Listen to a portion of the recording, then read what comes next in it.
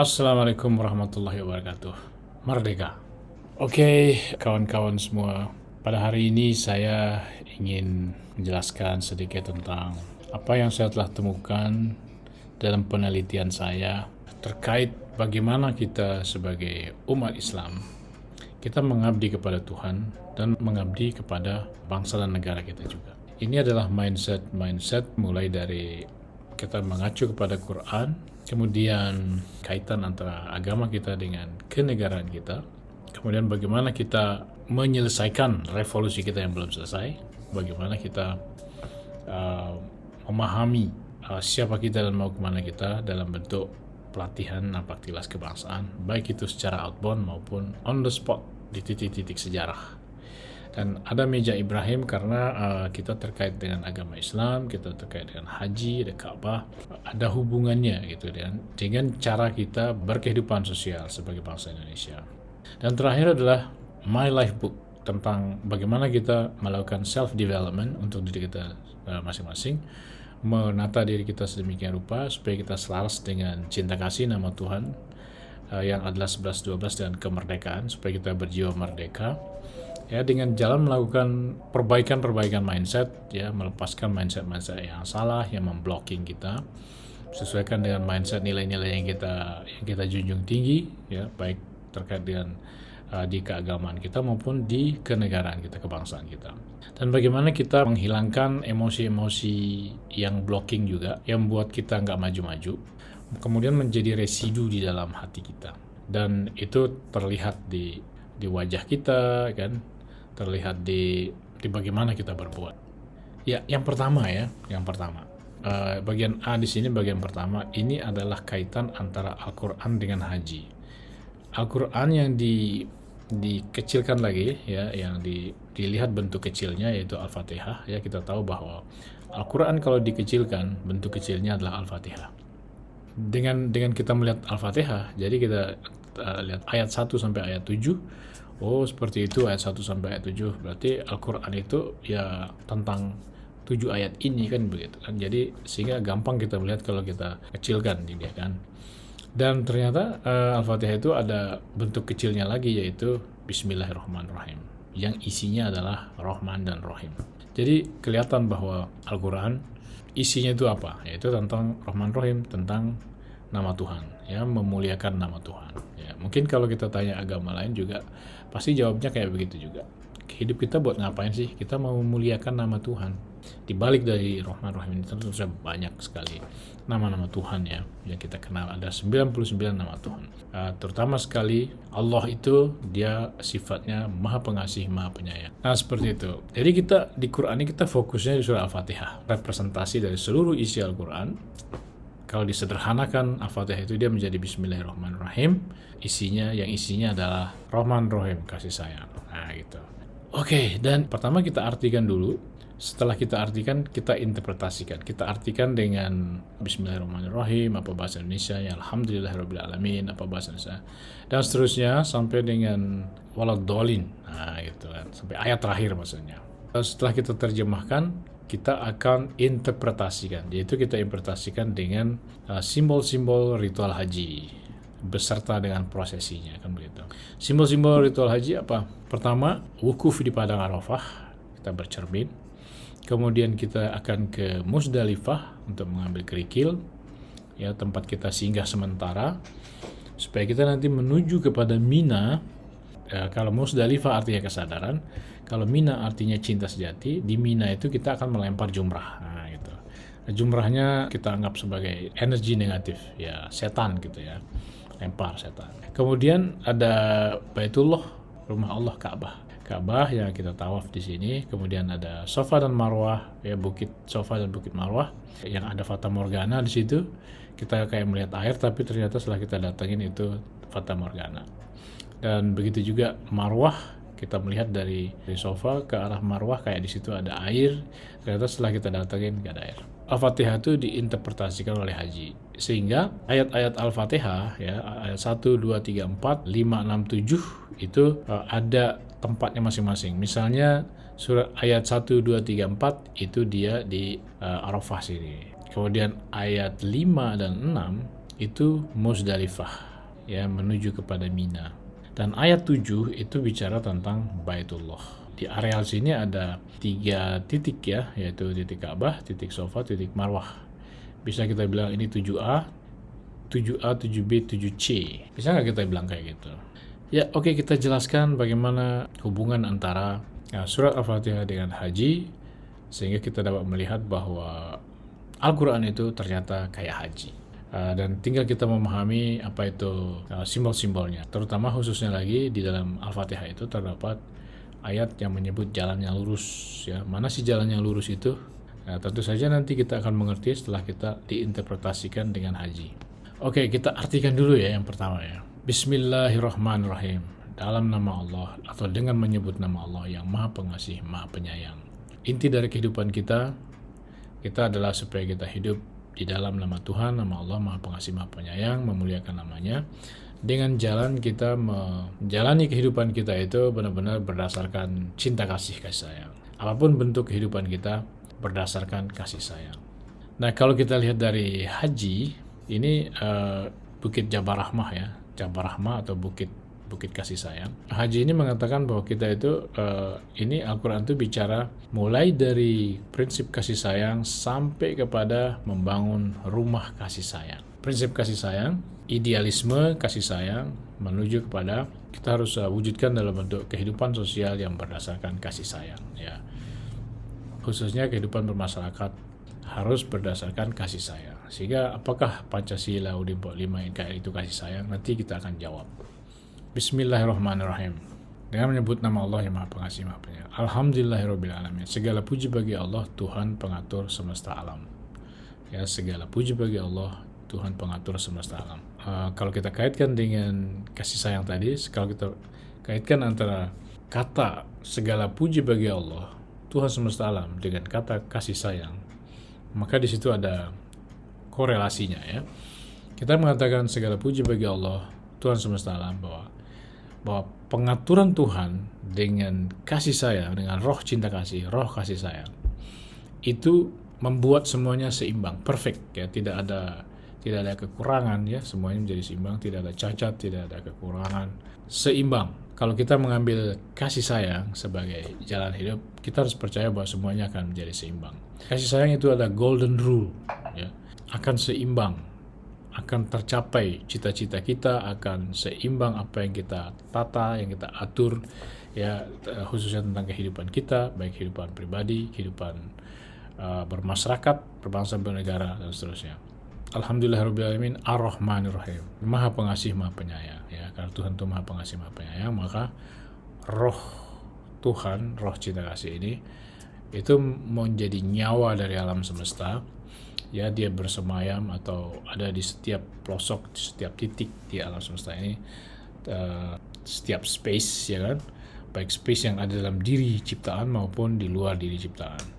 Menjalarlah roh kasih sayang ini meliputi seluruh alam semesta. Roh cinta kasih inilah Tuhan menciptakan alam semesta ini, yang merawatnya, memeliharanya, memperbaikinya, menyembuhkannya, dan seterusnya. Kemudian Malik Yaumiddin, Tuhan adalah penguasa di hari pembalasan. Jadi apapun yang kita lakukan, kita usahakan, Tuhan yang menentukan hasil akhir. Jadi sebaiknya sih kita menyerahkan diri kita kepada Tuhan dengan jalan mengambil jalan kasih sayang itu sebagai jalan hidup kita, menjadi dasar dari kehidupan kita selama kita hidup di dunia ini. Dengan jalan tadi mengambil kasih sayang ya.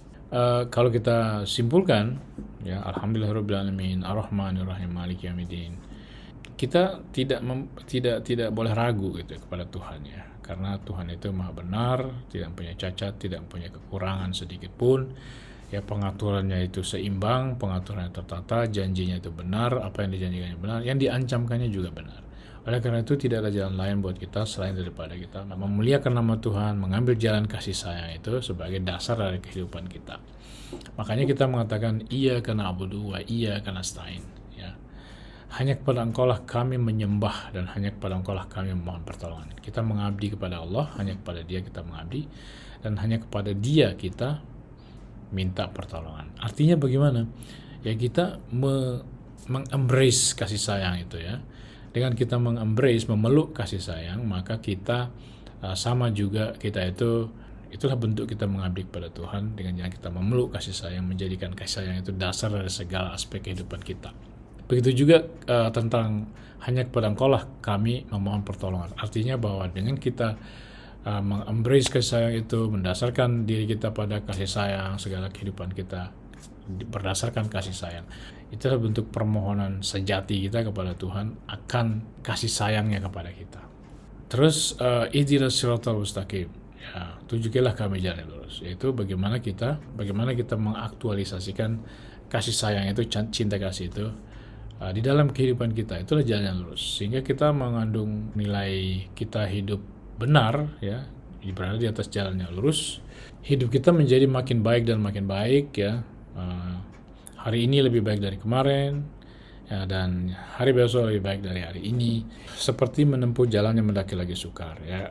Artinya kita melakukan self development, melakukan perbaikan dalam hidup kita, menuju versi diri kita yang lebih baik dan lebih baik, hingga yang terbaik yang bisa kita lakukan, yang bisa kita bentuk.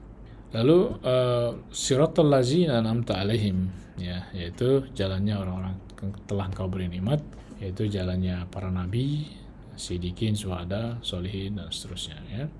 Bukan jalan yang dimurkai dan bukan jalan yang sesat. Nah, haji ini adalah interpretasi daripada surat Al-Fatihah. Oke guys, ya.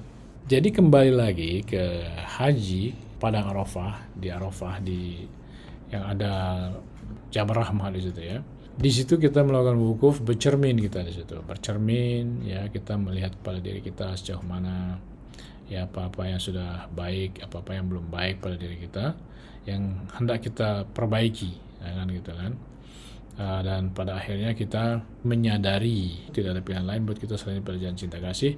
Akhirnya kita menjadi sadar, ya, Musdalifah, ya. Di Musdalifah kita bertekad untuk memeluk jalan cinta kasih, bertekad untuk menjadikan cinta kasih sebagai dasar kehidupan kita. Hanya kepada Engkaulah kami mengabdi dan hanya kepada Engkaulah kami memohon pertolongan. Ayatnya 5 dan 6. Iyyaka na'budu wa iyyaka nasta'in ihdinas siratal mustaqim. Ihdinas siratal mustaqim itu ayatnya 6. Ini dari Musdalifah kita menuju kepada Mina, ya. Di Mina kita akan melempar jumrah, akan membersihkan dan mensucikan diri kita. Dengan jalan kita melempar jumrah. Yang melempar jumrah ini melempar setan hakikatnya, ya. Dalam arti kita membersihkan mindset, pikiran, dan spiritualitas kita. Supaya mindset kita itu bukan mindset yang salah, kemudian emosi kita juga bukan emosi yang menghambat kita.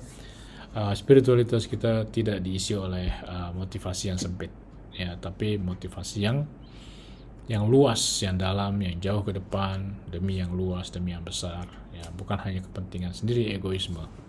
Setelah kita melakukan penyucian dan pembersihan diri, kita berlepas diri dari energi negatif, maka kita siap untuk bertransformasi. Nah, bertransformasi ini adalah Baitullah itu. Kita bertransformasi di situ, menjadi orang yang lebih baik dan lebih baik, makin versi diri kita makin baik dan makin baik dan makin baik. Ya, dengan berpatokan pada Baitullah itu, dengan mindset Baitullah, dengan konsepsi Baitullah, konsepsi agama Ibrahim. Oke, dan akhirnya ketemulah, ya, bahwa yang namanya jalan yang lurus itu adalah jalannya orang diberi nikmat ini ternyata ini, yaitu Baitullah, Ka'bah. Itu adalah konsepsi agama Ibrahim, itulah jalan yang lurus, jalannya orang-orang mendapat nikmat seperti Nabi Ibrahim, orang-orang yang mengikuti Ibrahim, anaknya Ismail, dan Nabi Muhammad, dan orang-orang yang mengikuti Nabi Muhammad.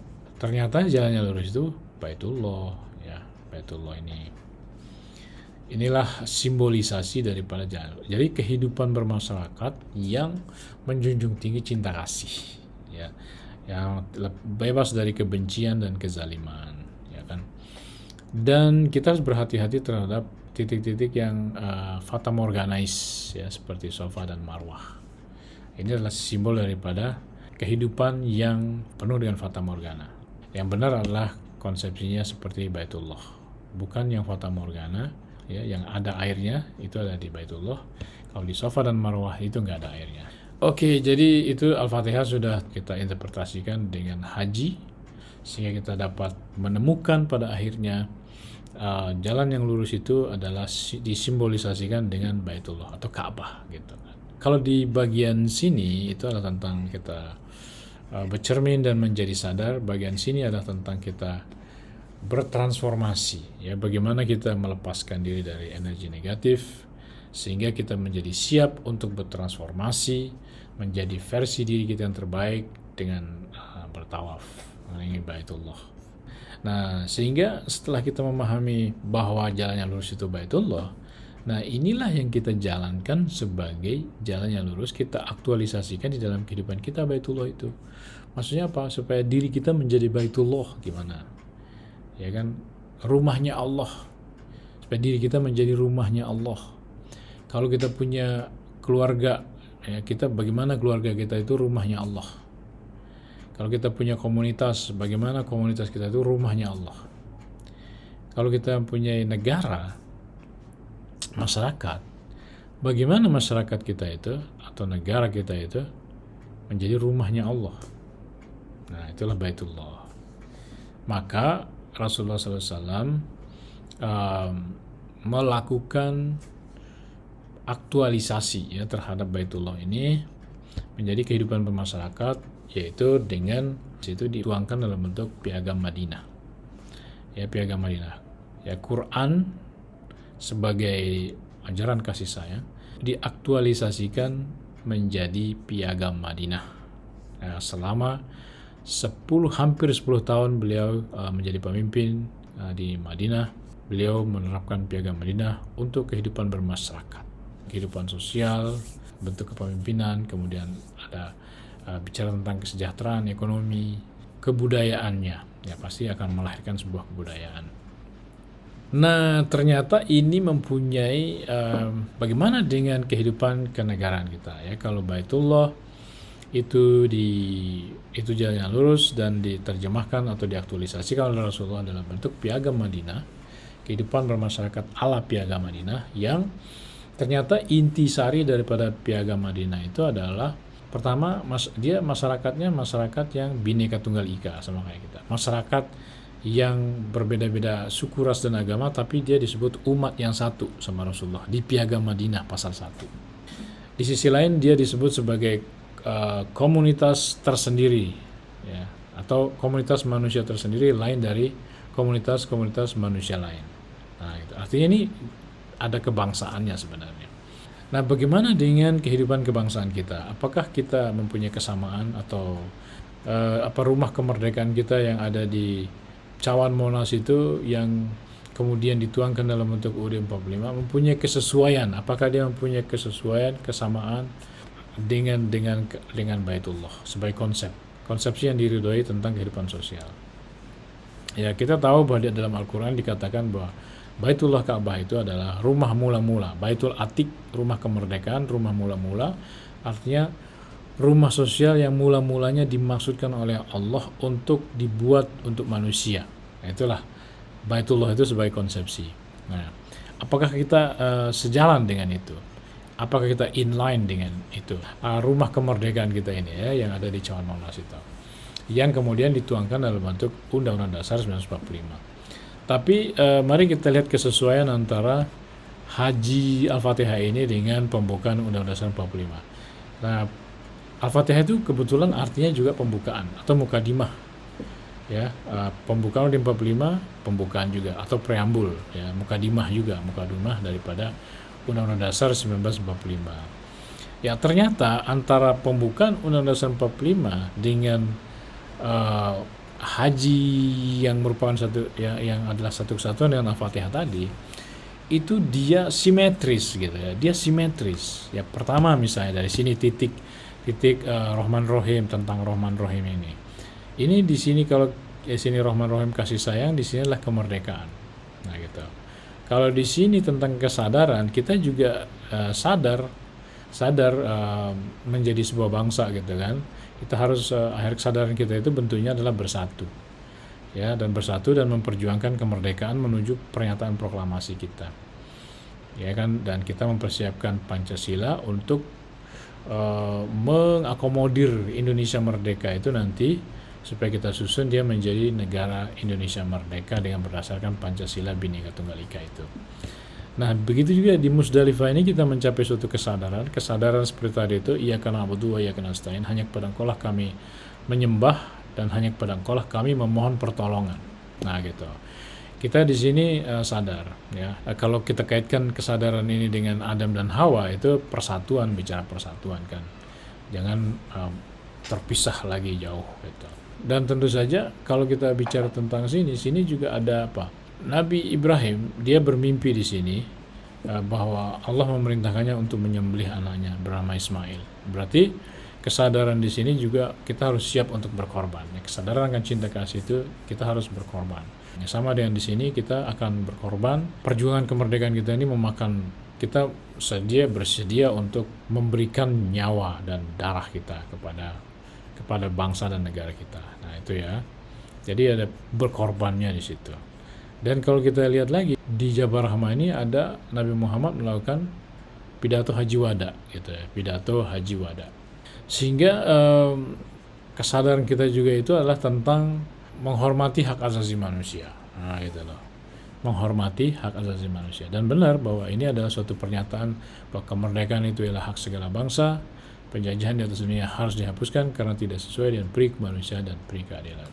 Pidato haji wada di Jabal Rahmah itu berisi tentang deklarasi hak asasi manusia. Maka kesadaran kita juga menyangkut kita harus saling menghormati hak asasi manusia.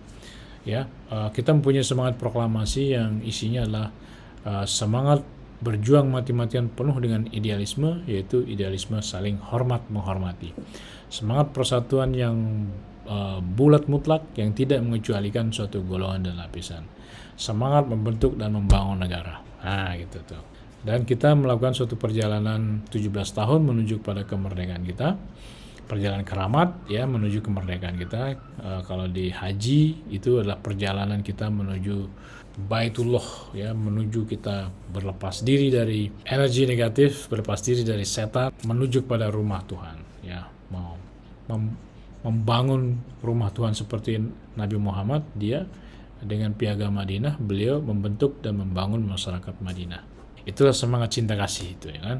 Di kita juga seperti itu, kita menuju pada kemerdekaan kita ya, supaya kita berlepas diri dari penjajah. Di sini kalau di haji kita berlepas diri dari energi negatif yang menjajah kita. Kebencian dan kezaliman lah yang membentuk tatanan kehidupan itu kita harus lepaskan, dan kita membentuk tatanan kehidupan kita sendiri yang berkonsepsi Baitullah dan dituangkan dalam bentuk piagam Madinah oleh Rasulullah SAW. Ya, di sini di kebangsaan kita menyatakan kemerdekaan kita, berlepas diri dari penjajah, kolonialisme, dan supaya kita bisa membentuk dan membangun negara kita dari ketiadaan menjadi ada. Nah, gitu ya. Yang rumah kemerdekaan kita ini disusun dalam bentuk Undang-Undang Dasar 1945. Nah, gitu guys, ya. Jadi ada kaitan gitu antara Baitullah dan rumah kemerdekaan, ya kan, Piagam Madinah dengan Undang-Undang Dasar 1945. Oke, nah secara khusus kita bicara Undang-Undang 1945 di sini kan. Nah, Undang-Undang 1945 ini isinya adalah sosial, politik, ekonomi, budaya, Pancasila. Bangsa yang beraneka ragam, bangsa yang masyarakat Bhinneka Tunggal Ika. Ya, sosial, politik, ekonomi, budaya, masyarakat Bhinneka Tunggal Ika. Itulah sosial, politik, ekonomi, budaya yang berdasarkan Pancasila itu ya. Karena kita ini adalah masyarakat Bhinneka Tunggal Ika, sosio-nasionalisme. Kita lahir sebagai Indonesia merdeka yang satu nusa, satu bangsa, satu bahasa, yang tidak bisa dibagi-bagi, harus Bhinneka Tunggal Ika. Kalau dibagi-bagi tidak Bhinneka Tunggal Ika, kita tidak akan bertahan ya. Dia berdasarkan kepada ketuhanan yang Maha Esa menurut dasar kemanusiaan yang adil dan beradab. Itu masyarakat Bhinneka Tunggal Ika, itu persaudaraan kita Bhinneka Tunggal Ika. Itu berdasarkan ketuhanan yang Maha Esa menurut dasar kemanusiaan yang adil dan beradab. Ya, bicara cinta kasih, kebajikan, kasih sayang, dan saling menghormati kemerdekaan dengan menjunjung tinggi kemanusiaan yang adil dan beradab. Ya, itulah Undang-Undang 1945 kita, yang kemudian sosial, politik, ekonomi, budaya ini menjadi kepribadian kita yang dapat mewujudkan masyarakat Indonesia yang adil dan makmur, dan dapat mewujudkan suatu dunia baru yang tanpa eksploitasi manusia atas manusia, bangsa atas bangsa. Tapi kita harus merealitetkan dulu Undang-Undang Dasar 45 ini dalam bentuk negara kesatuan Republik Indonesia yang benar-benar solid, ya, kesatuannya dan solid republiknya. Kesatuan Bhinneka Tunggal Ika, Republik Berkedaulatan Rakyat. Seperti itu. Oke guys, dan napak tilas kebangsaan outbound dan on the spot. Ini adalah sebenarnya tentang bagaimana kita menelusuri sejarah, ya, memahami pembukaan Undang-Undang Dasar 1945 itu dengan melakukan napak tilas simbolistik, ya, seperti haji kayak gitu. Kemudian napak tilas on the spot adalah meniti titik-titik sejarah untuk memahami siapa kita dan mau kemana kita sebagai bangsa. Dan satu lagi adalah meja Ibrahim, kita duduk makan bersama satu meja. Oke. Kemudian yang terakhir adalah tentang My Life Book, yaitu bagaimana kita melakukan mendesain diri kita, membentuk versi diri kita yang terbaik, ya, yang mempunyai jiwa kasih sayang, cinta kasih, dan punya jiwa merdeka, ya, penuh dengan idealisme, kemerdekaan, saling hormat, menghormati kemerdekaan gitu. Dengan embodiment terhadap mindset yang bagus dan membuang emosi-emosi yang salah dan mindset yang salah. Lalu kita melakukan manifestasi karakter-karakter yang baru, karakter-karakter yang baik, ya, yang benar-benar cinta kasih, yang benar-benar kemerdekaan, yang benar-benar fitrah penciptaan manusia oleh Tuhan Yang Maha Esa.